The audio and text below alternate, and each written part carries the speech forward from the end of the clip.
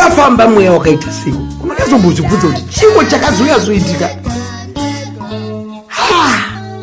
Mwananga ari chidhudhu uyu, chiko chakaitika zvakafamba sei?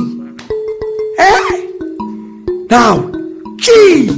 Ene munozenda dine mboro imwenge isingamboshoreke munoziya. Tine 27 centimeters kei.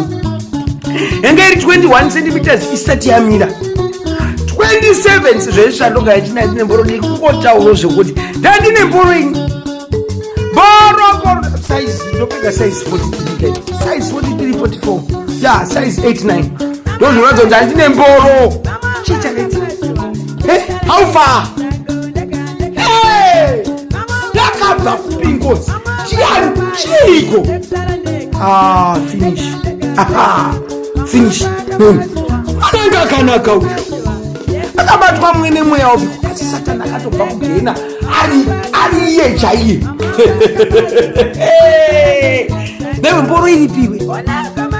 Tati mboro iripi? Dopinduraka wakaise piporo chatenga mboro yako iri kupiko nawo. Tichodirwa mboro iyo. Mboro iyo ngaitopadzoka apa nayo. Mwana ngari mushinga.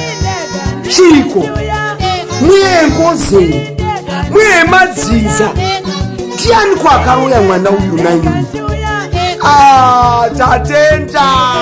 Mboro iripi? Mboro iripi tate? Rangobui. Murume mkuru. Nebui. Aini ndinzwi nawe. Kufamba noburi murume mukuru neburi. Mukadzi unoenda kumwedziwe. Unetererere nawe unoenda kumwedzi unozviti mukadzi unoita nhumbu iwe. Aini chiko cha pakafamba mweya wakaipa. Aini